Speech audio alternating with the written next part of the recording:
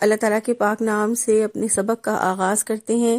پارہ نمبر 2 ہے، سورہ البقرہ ہے اور آیت نمبر 215 215۔ ارشاد باری تعالیٰ ہے، یسألونک ماذا ينفقون قل ما انفقتم من خیر فللوالدین والاقربین والیتامى والمساکین وابن السبیل وما تفعلوا من خیر فإن اللہ بہ علیم۔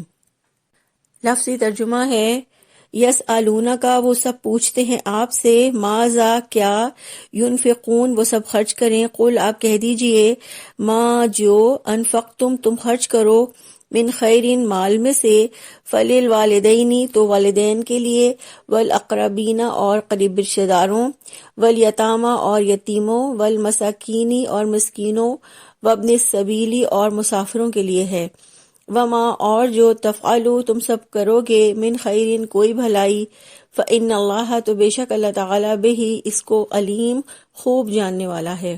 با محاورہ ترجمہ ہے، اور وہ آپ سے پوچھتے ہیں کہ وہ کیا خرچ کریں، آپ کہہ دیجئے کہ جو مال تم خرچ کرو وہ والدین اور رشتہ داروں اور یتیموں اور مسکین اور مسافروں کے لیے ہے، اور جو بھلائی تم کرتے ہو یقیناً اللہ تعالیٰ اس کو خوب جاننے والا ہے۔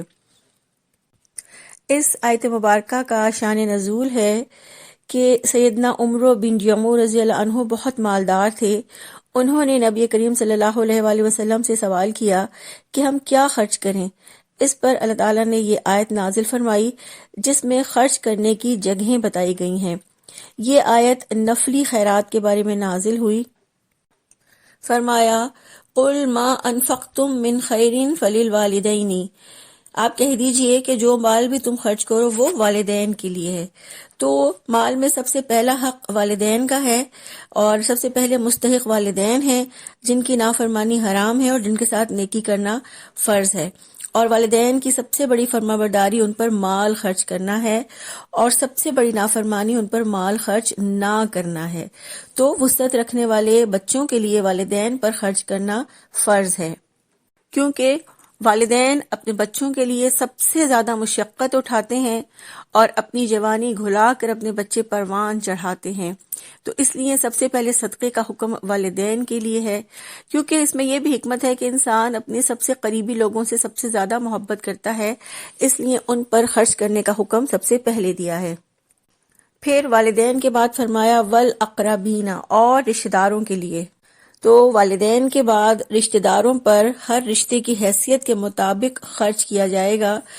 جو زیادہ قریبی ہیں وہ زیادہ مستحق ہیں، اور جو بھی زیادہ قریبی اور ضرورت مند ہیں انہیں دیا جائے گا۔ یہی صدقہ اور صلہ رحمی ہے، اور اس میں اللہ تعالیٰ کی بہت حکمت ہے کہ قریبی رشتہ داروں کا خیال رکھنے سے خاندان کے اندر امن اور محبت میں اضافہ ہوتا ہے، اور خاندان کے افراد کے درمیان رابطے مضبوط ہوتے ہیں۔ پھر فرمایا والیتامى، اور یتیموں کے لیے۔ یتیموں سے مراد ایسے چھوٹے بچے ہیں جن کے سر پر والد کا سایہ نہ ہو اور ان کا کوئی کمانے والا بھی نہیں ہوتا کہ وہ اپنی خود ضرورت پوری کر سکیں، اس لیے اللہ تعالیٰ نے اپنی رحمت سے ان کے حق میں وصیت کی ہے۔ پھر فرمایا والمساکینی، اور مسکینوں کے لیے۔ مساکین سے مراد ضرورت مند لوگ ہیں، یعنی ایسے ضرورت مند افراد جن کی آمدنی کم ہو اور ان کے اخراجات زیادہ ہوں، جیسے سفید پوش طبقہ، کیونکہ سفید پوش لوگ اپنی عزت کا بھرم رکھتے ہیں اور اپنی ضرورتوں کے لیے لوگوں کے آگے سوال نہیں کرتے، اس لیے اللہ تعالیٰ نے مال میں ایسے لوگوں کے لیے وصیت کی ہے کہ ان پر خرچ کیا جائے۔ پھر فرمایا وابن السبیلی، اور مسافروں پر۔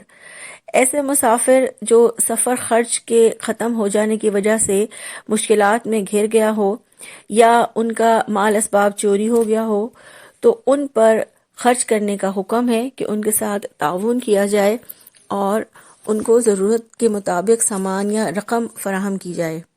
تو یہاں سے ہمیں یہ بھی دیکھنا چاہیے کہ صدقے کی ابتدا کب سے ہوتی ہے؟ جب انسان اپنی ضروریات پوری کر لے۔ سیدنا جابر رضی اللہ عنہ سے روایت ہے کہ نبی کریم صلی اللہ علیہ وآلہ وسلم نے فرمایا، اپنی ذات سے ابتدا کر اور اس پر خرچ کر، اگر اس سے کچھ بچ جائے تو اپنے رشتہ داروں کے لیے، اور اگر تیرے رشتہ داروں سے بھی کچھ بچ جائے تو اس طرح اپنے ہاتھوں سے آپ صلی اللہ علیہ وسلم نے اپنے دائیں اور بائیں اشارہ کیا۔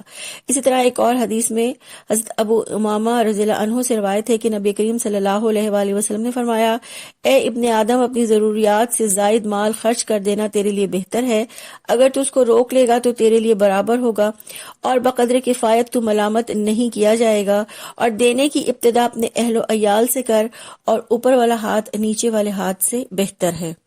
اور یہ بات بھی ضرور ذہن میں رہنی چاہیے کہ یہ آیت مبارکہ زکوٰۃ کے بارے میں نہیں ہے، خرچ کا یہ حکم زکوٰۃ نہیں بلکہ نفلی صدقات کے بارے میں ہے، کیونکہ اس میں والدین کا تذکرہ ہے جن پر زکوٰۃ کی رقم خرچ نہیں کی جا سکتی۔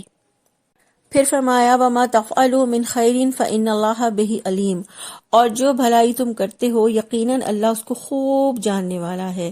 یعنی جو بھلائی تم کرتے ہو، اللہ تعالیٰ نے جو خاص مدات کا ذکر کیا ہے، فرمایا کہ جو بھی تم خرچ کرتے ہو اللہ اس کو جانتا ہے۔